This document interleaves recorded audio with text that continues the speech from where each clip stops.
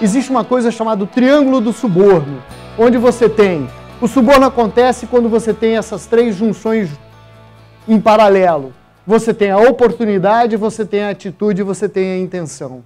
Eu tenho a intenção, eu tenho a atitude e eu tenho a oportunidade. Esses três fatores fazem com que o ambiente se torne absolutamente propício à execução do suborno. A gente tem implantado vários sistemas em algumas empresas, na 37.000, e uma das coisas que eu aprendi, quando você vai falar assim, Cláudio, se você puder me resumir qual é a primeira estratégia na implantação da 37, eu falaria para vocês o seguinte: segue o dinheiro. Segue o dinheiro.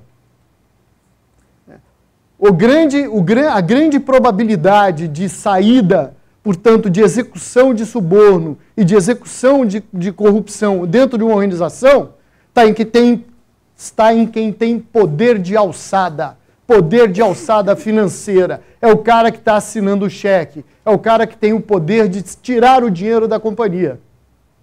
Eu posso, por exemplo, dentro de uma área de recursos humanos, receber uma visita do Ministério do Trabalho, supondo, e ele pode me proporcionar a possibilidade de dar a ele uma oferta de suborno. Se eu não tenho poder financeiro, fica na oferta, não se concretiza.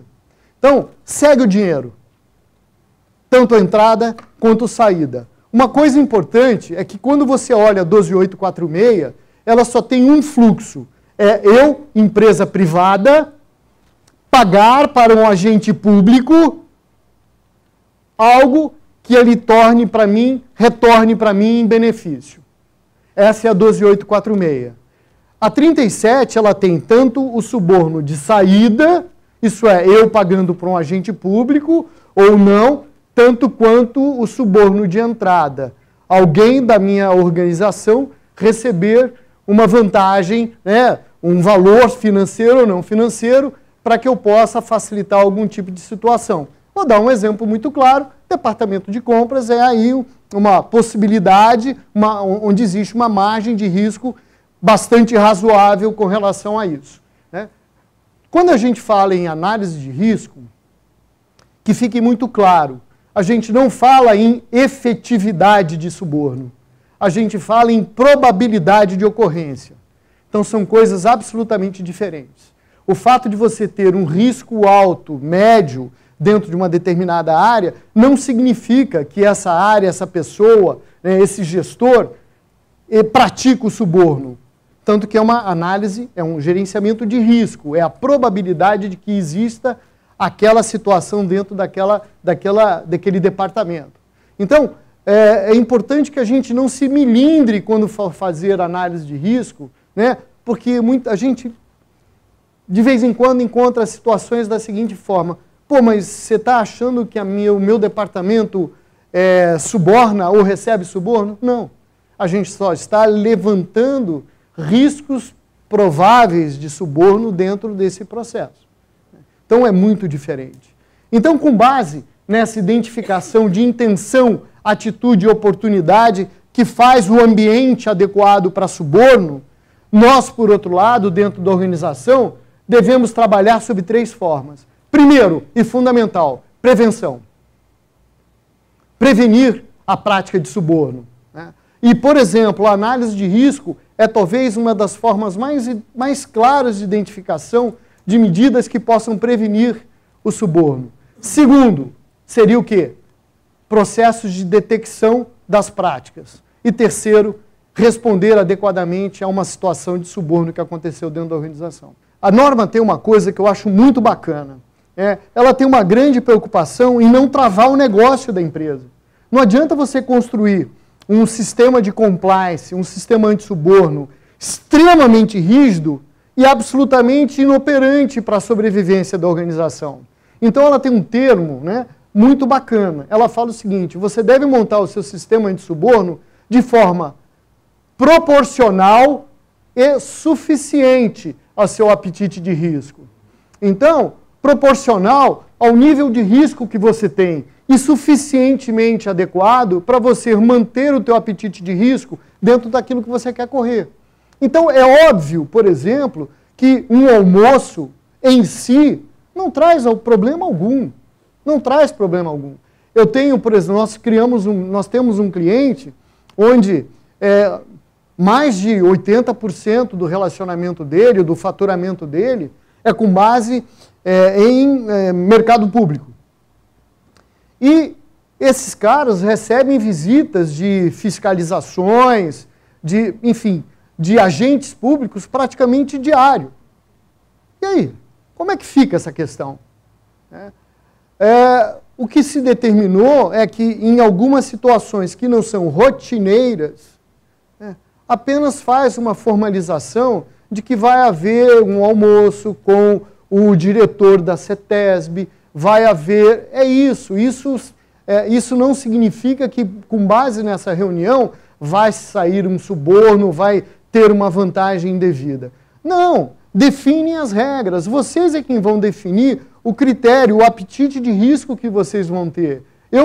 Nós estávamos num webinar na QMS o ano passado, onde uma das perguntas que a gente recebeu foi o seguinte: olha, eu trabalho numa empresa japonesa e a cultura da organização, ele presentear as pessoas que vêm, inclusive auditores, né, com jaqueta, com uma caneta, isso é um problema?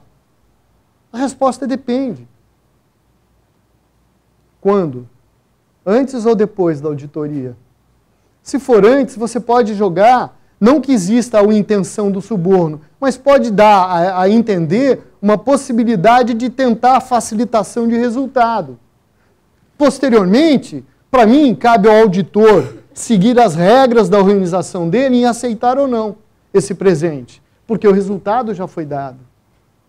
Então, depende muito de como vocês forem estabelecer as regras. O importante é estabeleçam as regras que são adequadas e necessárias para você manter o seu sistema de gestão anti-suborno dentro de um princípio que você quer, dentro do seu apetite de risco, dentro daquilo que vocês entendem ser adequado para a operação da minha organização. Ninguém quer, nenhuma norma, nem 9, nem 14, muito menos a 37, quer que vocês morram abraçados ao cliente feliz. Não é isso que a norma quer. A norma quer proporcionar a vocês uma vantagem estratégica comercial muito grande. Então, a percepção de necessário e suficiente é fundamental para a estruturação do sistema de compliance de vocês, do sistema de gestão anti-suborno. Tá? Quer ver uma das coisas que a norma pede? Nós vamos falar um pouquinho sobre presentes, brindes, hospitalidades. Né? Tem empresa que fala assim, não, ninguém pode receber. Aí, pô, você chega na empresa, tem lá uma canetinha da Qualtech, em tese, sobre a ótica da política, é uma infração. Agora, tem que ter bom senso. Apesar de que bom senso é um negócio complicado, mas tem que ter bom senso, sabe? E a questão é, muitas empresas falam assim, não, eu vou definir até R$150.